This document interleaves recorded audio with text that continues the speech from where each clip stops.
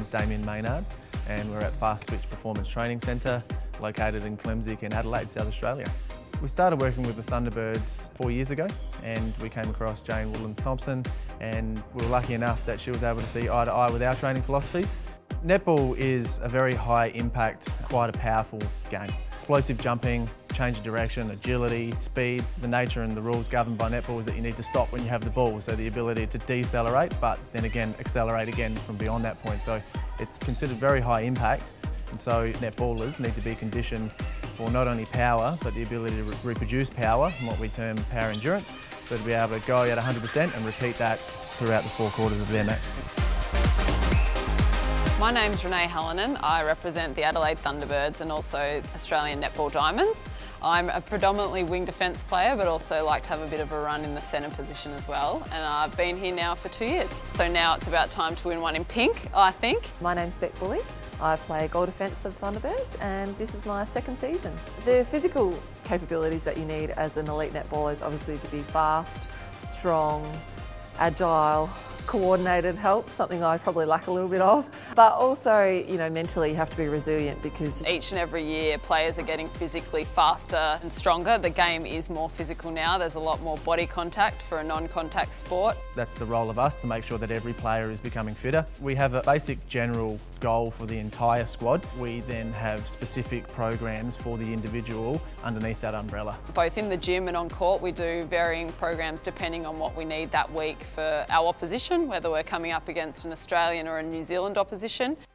The session will be comprising primarily of a warm-up. I'll touch on a little bit of ladder work for that. We'll look at running technique, we'll look at jumping and proprioception work to make sure that ankles, knees and hips are stable before we actually come into some more heavier compound work. We might start slower, then increase the intensity as that becomes more fluent so that those, I suppose, motor pathways begin to fire more rapidly. Once we've completed the warm-up, it's go time. I want specific power production. I want to fire those fast twitch muscle fibres. So I'm going to integrate things like box jumps. We're going to integrate things like dynamic ballistics strength work. It might be lighter load, the emphasis is speed, and then we'll certainly integrate our biggest point of difference, which is high-speed isokinetics for that maximum neural contraction. The high-speed isokinetics is essentially a series of machines. There's 6 machines that we use in a circuit, and we're able to take an athlete, apply maximum force contraction, which means that they can hit the machine as hard as possible and there being no compressive load on any joint, which means that we can fire the fast twitch muscle fibre more rapidly and in turn generate more power. It's actually hydraulic resistance. Essentially what that means is as a hydraulic valve closes, it will close under more pressure.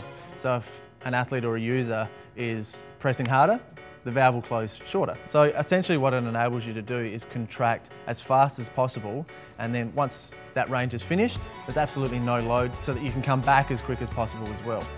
We're able to record every single rep, every single set, the ability to have bio or instant feedback, as well as the ability to draw back upon historical data becomes a huge tool and a massive point of difference for fast twitch.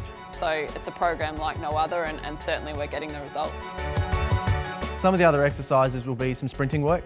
I want to generate maximum power over a short distance, so we'll utilise the track and we'll do some sprints. We do lots of squatting, lots of lunges, lots of power cleans, deadlifts that will make the whole body burn. I want to do some reaction work, coming close to the game. I want their motor neurons firing as quick as possible, so we might partner up through that exercise. You might have hands behind your back, you might have bent knees, and one partner might drop the ball and you have to catch it instantly.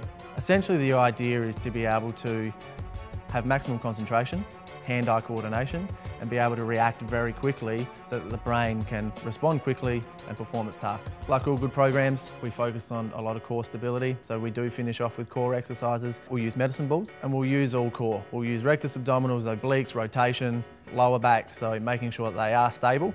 We'll use every method available to be able to activate the core and stability. It's a great conditioning tool. Girls don't mind it, it also shakes up their stomach. And the other component is that it's very functional.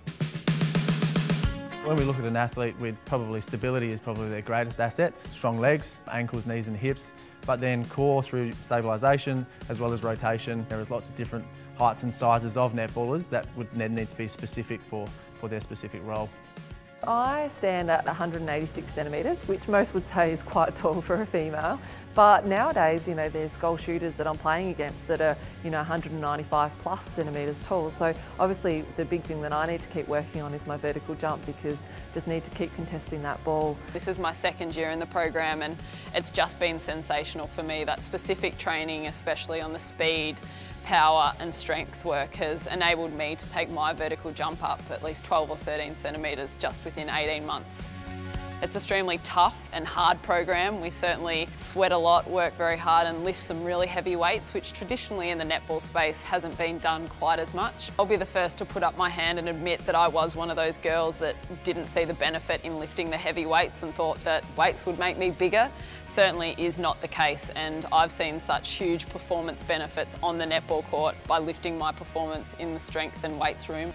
I really enjoy the experience. I really enjoy the sense of achievement that you get when you get your max weight that you might have lifted. But also it's really nice just to have some definition and tone in my arms and legs as well. And so as a female, that's what you want. You don't want to be putting on the big size, and with a balanced diet, that's exactly what I need.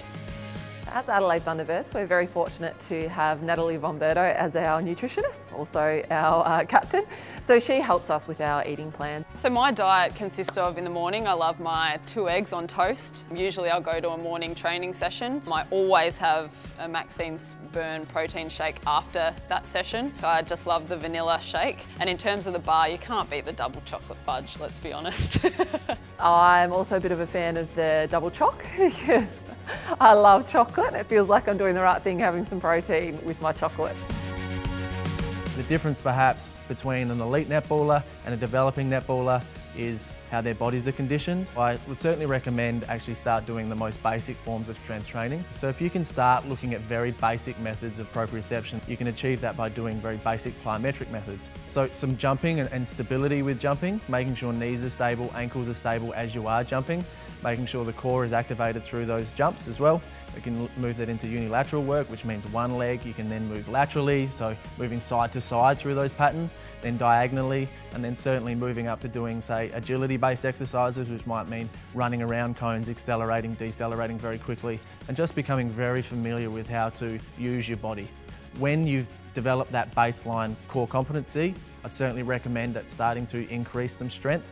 You can certainly start with just your body weight to begin with. You'll then want to start to doing some more baseline strength and conditioning work, so your key strength exercises, which might be some squatting, some pressing exercises, basic push-pull. Certainly leading into the finals, our training gets really specific. It's probably a little bit shorter in terms of duration, but higher intensity. It's now in this end of the season where we need to get our sleep right, our nutrition right, make sure we're doing all the right things and ticking all the right boxes so come game day we can perform.